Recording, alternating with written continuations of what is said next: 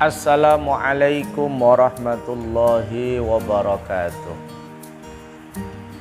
Alhamdulillahi rabbil alamin. Wassalatu wassalamu ala ashrafil anbiya'i wa imamil mursalin Sayyidina wa maulana Muhammadin wa ala alihi wa sahbihi ajma'in, amma ba'du. Para pemirsa yang berbahagia, pertama-tama kami menyampaikan selamat menunaikan ibadah puasa Ramadan 1443 Hijriah. Semoga Allah memberikan taufik, hidayah, inayah kepada kita bisa berpuasa sampai akhir, mengisi bulan suci ini dengan ibadah, baik ibadah yang berkaitan dengan Allah, hukukullah, maupun ibadah yang manfaatnya dirasakan oleh umat manusia atau hukukul adami, sehingga kita mendapatkan predikat ampunan dari Allah, mendapatkan kasih sayang dari Allah, dan dibebaskan dari api neraka, sehingga layak menyematkan predikat minal muttaqin, termasuk hamba-hamba Allah yang bertakwa, yang tunduk kepada perintah dan aturan Allah, yang konsisten menjalankan syariat Allah, yang istiqamah mengemban amanah dari Allah Subhanahu wa ta'ala dalam rangka ibadatullah wa imaratul ard, menyembah kepada Allah dan meramaikan, memakmurkan bumi yang kita cintai ini. Para pemirsa yang berbahagia, pada Ramadan kali ini Lembaga Amil Zakat Infak Sedekah Nahdlatul Ulama Ranting Wonokerto Pasujen Teranggil Padi mengambil tema tentang wakaf. Mengapa tema ini kita pilih? Karena kita ingin menggugah kesadaran umat Islam akan pentingnya wakaf, urgensi wakaf, dan urgensi memanfaatkan wakaf itu secara maksimal untuk kemaslahatan, untuk kemajuan umat Islam dan umat manusia secara umum. Menurut data yang kita peroleh, potensi wakaf kita sungguh dahsyat. Dalam bentuk uang kita punya potensi sekitar 7 triliun, 70 triliun ya per tahun, ketika umat Islam mewakafkan 1.000 saja, 1.000 rupiah per hari dari 20 juta umat Islam. Tetapi yang faktual yang kita rasakan sehari-hari, yang kita manfaatkan sebesar dalam bentuk wakaf tanah sebesar 3,7 miliar meter persegi. Itu data yang tentu tidak terbaru. Data sekitar tahun 2016, 3,7 miliar meter persegi tanah wakaf. Sehingga kalau kita hitung berapa harga 3,7 miliar persegi tanah itu, sekitar 370 triliun. Kita tidak bisa terhindar, tidak bisa menghindar dari wakaf, karena wakaf adalah jantung peradaban keilmuan umat Islam. Sehari-hari kita sholat di masjid, sehari-hari kita sholat di musola, sehari-hari kita belajar di madrasah, di taman pendidikan Al-Quran, di pesantren, di majelis taklim, mayoritas tempat-tempat yang kita sebut itu adalah wakaf.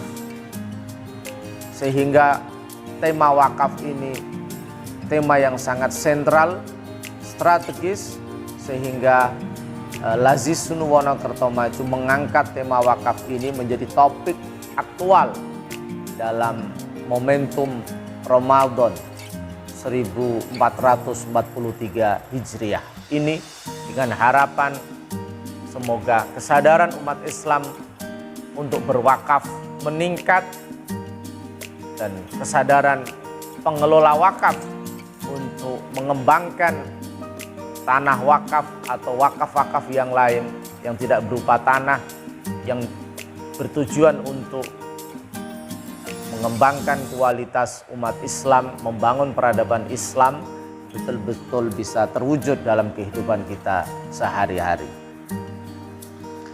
Para pemirsa yang berbahagia, pertama kali kita ingin menjelaskan tentang pengertian wakaf. Sebagaimana di dalam literatur klasik yang ada di pesantren,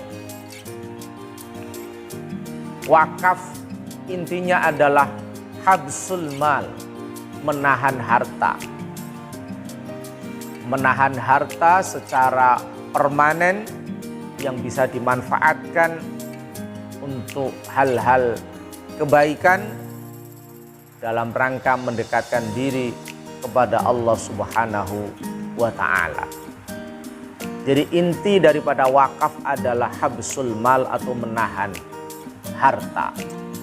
Kita punya tanah 1 hektar, kita wakafkan untuk masjid misalnya, kita wakafkan untuk madrasah, kita wakafkan untuk pesantren, maka tanah 1 hektar itu kita tahan, kemudian kita kelola, sehingga manfaat dari tanah itu bisa kita gunakan untuk memakmurkan masjid, memakmurkan pesantren, memakmurkan madrasah, memakmurkan taman pendidikan Al-Quran, memakmurkan anak yatim, dan lain-lain.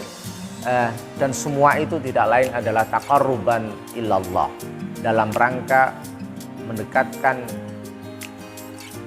diri al-waqif, orang yang mewakafkan itu, kepada Allah Subhanahu wa Ta'ala. Di dalam kitab Kifayatul Akhyar dijelaskan dasar-dasar ajaran tentang wakaf ini. Di dalam kitab itu, landasan dari wakaf adalah pertama Al-Quran, yaitu firman Allah, "Lan tanalul birra hatta tunfiqu mimma tuhibbun."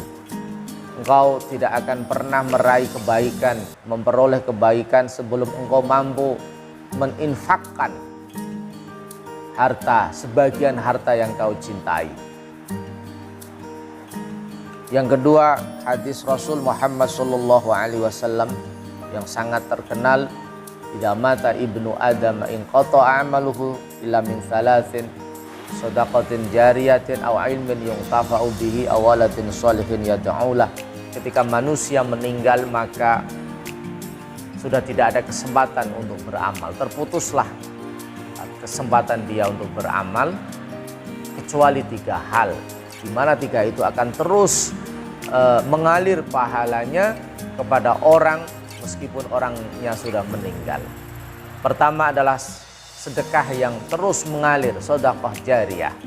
Yang kedua adalah ilmun yuntafa'u bihi, ilmu yang bermanfaat, yang kata Kiai Said Akil Sirot ini bisa dalam bentuk menulis kitab, menulis buku, menulis karya-karya yang bermanfaat sepanjang sejarah, seperti Imam Bukhari, Imam Muslim, dengan menulis kitab Sahih Bukhari dan Sahih Muslim, maka karyanya dibaca sepanjang zaman oleh berbagai jutaan generasi manusia.